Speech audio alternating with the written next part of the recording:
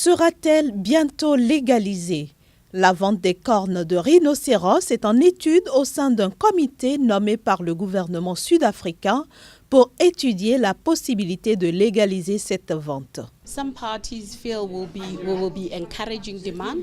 Certains pensent que nous encourageons la demande. D'autres estiment qu'on se réveillerait à la réalité d'une demande qui existe et qu'on trouverait une façon régulée de répondre à cette demande. Donc nous devons rédiger une proposition structurée, claire, qui indiquerait dans les moindres détails comment ce commerce pourrait être organisé et quels en seraient les bénéfices si nous envisageons de légaliser ce commerce.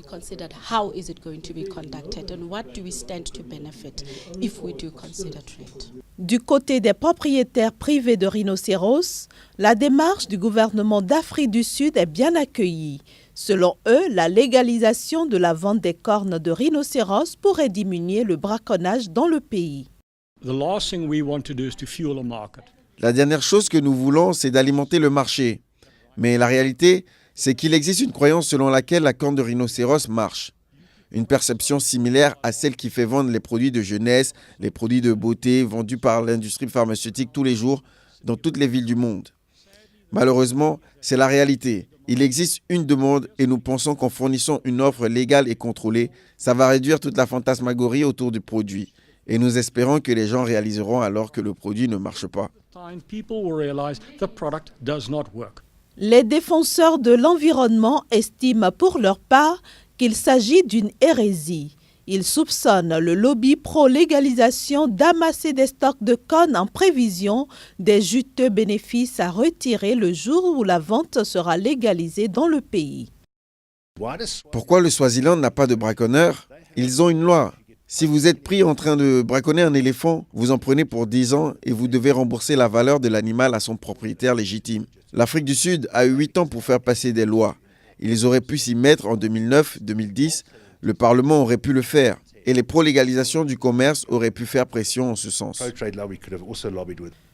Notons que le commerce des cornes de rhinocéros est banni depuis 1977 par la Convention sur le commerce international des espèces de faune et de flore sauvages menacées d'extinction. Mais la vente est restée autorisée à l'intérieur des frontières sud-africaines jusqu'en 2008, quand brusquement le braconnage a augmenté. L'année suivante, le gouvernement impose un moratoire, ce qui, selon des experts, a exacerbé le braconnage dans le pays. Un an après le moratoire, 333 rhinocéros étaient braconnés en Afrique du Sud, puis 1004 en 2013, et cette année, en ce début de mois de novembre, 979 de ces mammifères ont déjà été décimés. Les fabricants de cercueils victimes d'Ebola au Libéria. Depuis le début de l'épidémie dans le pays, ces artisans voient leurs activités chuter de jour en jour et pour cause, les personnes décédées doivent être incinérées. Plus besoin donc de cercueils pour enterrer la plupart des morts dans le pays. Ces derniers 3 mois, je ne fais quasiment plus d'affaires dans ma boutique. Je viens, je m'assois et je regarde les cercueils. Le soir, je me balade jusqu'à ce que je trouve un ami qui puisse me ramener chez moi. Je ne vends rien. À cause de la présence d'Ebola dans le pays, notre business ne va plus du tout aussi bien qu'avant. Les choses sont vraiment très difficiles pour nous. Par exemple, on achète ces rubans à la boutique chinoise. Et à la boutique chinoise, 2 personnes sont mortes. Du coup, on n'achète plus ces choses-là. On ne peut que s'asseoir au soleil. Une semaine, un client maximum. Face à cette situation, ces fabricants de cercueils appellent la communauté internationale au secours. Je voudrais que la communauté internationale aide le Libéria à se débarrasser du virus Ebola. Selon l'Organisation mondiale de la santé, 5160 personnes sont décédées du virus Ebola sur 14 098 cas recensés. Le Libéria est l'un des pays les plus touchés par cette épidémie en Afrique de l'Ouest. Jean Tirole, hôte du président français. Le prix Nobel de l'économie 2014 a été reçu à déjeuner par François Hollande. C'était en présence de quelques membres du gouvernement français, parmi lesquels le ministre de l'économie Emmanuel Macron. Le président de l'université de Toulouse, Bruno Cyr, était également de la partie. Nous avons parlé des problèmes économiques, mais aussi de problèmes qui ont trait à l'université, puisque j'étais accompagné de Bruno Cyr, qui est le président de l'université de Toulouse. Donc c'est ces sujets à l'actualité, plus les sujets de l'université. Et c'était un déjeuner très agréable. Je suis un simple chercheur qui n'a pas de conseils à donner, mais simplement une boîte d'outils sur qu'est-ce qu'on peut faire dans certains domaines. Mais je ne veux pas entrer dans les spécificités de la discussion.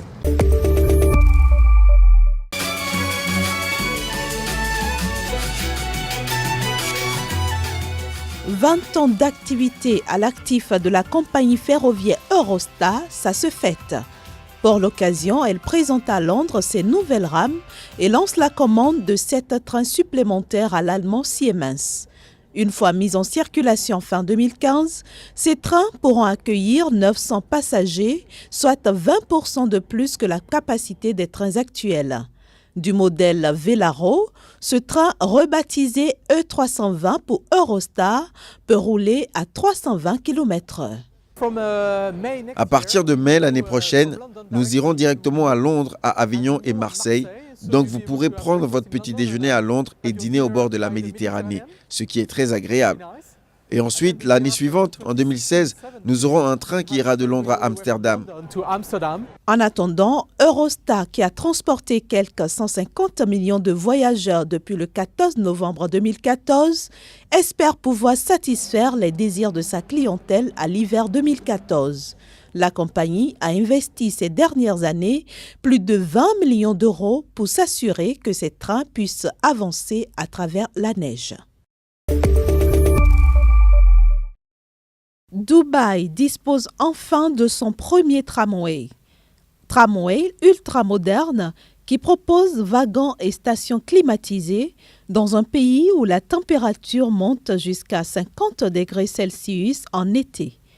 Sa ligne s'étend sur 10,6 km le long de la façade maritime de New Dubai, une zone résidentielle et touristique proche de l'île artificielle de Palm Jumeirah. Construit par le français Alstom et le belge Bezis, le projet d'un coût global d'1 milliard d'euros a failli ne jamais voir le jour en raison de la crise financière de 2008 qui a frappé Dubaï de plein fouet. Ce n'est qu'en 2012 que le gouvernement local a levé les fonds nécessaires pour faire de ce projet une réalité. Une deuxième phase devrait démarrer en 2015 pour prolonger la ligne vers d'autres quartiers. L'objectif est d'achever les travaux avant l'exposition universelle prévue à Dubaï en 2020. Les dirigeants de l'APEC réunis au Grand Complet à Pékin pour leur sommet annuel. 2 jours de rencontres sur fond de rivalité géopolitique et commerciale. Pour la circonstance, Pékin a sorti les grands moyens pour assurer à ses distingués invités un séjour sans pollution. Certains disent du ciel de Beijing de ces derniers jours qu'il est bleu à Pékin, qu'il est beau, mais temporaire, et qu'il aura vite disparu après l'APEC. J'espère et je crois qu'avec des efforts continus, le bleu APEC est parti pour durer. Ce sommet de l'APEC aura aussi permis à Pékin de faire un timide premier pas vers le dégel de ses relations avec Tokyo et de renforcer ses liens avec Washington. Les États-Unis sont favorables à l'émergence d'une Chine prospère, pacifique et stable. Nous voulons que la Chine se porte bien. Nous sommes en compétition pour des affaires, mais nous cherchons aussi à coopérer sur un vaste éventail de défis et d'opportunités partagées. À 25 ans, l'APEC et ses 21 économies membres comptent désormais pour 40% de la population de la planète et 44% du commerce international. Le combat est absolument loin d'être terminé. Comme vous voyez, Jérôme Kerviel est debout, il avance. Ses avocats sont à ses côtés. On fait le travail qu'on a à faire et je ne vois absolument pas pour quelle raison nous douterions de quoi que ce soit à ce stade. La question qu'on se pose, c'est qu'est-ce que craint la Société Générale et qu'est-ce qu'il y a donc à cacher à cacher, parce qu'il n'y a pas d'autre mot, il n'y a pas d'autre option, justifiant cette résistance, alors même que nous entendions le président Frédéric Oudéa de la Société Générale dire sur une chaîne de télévision française que non, on ne s'opposerait pas à une demande d'expertise.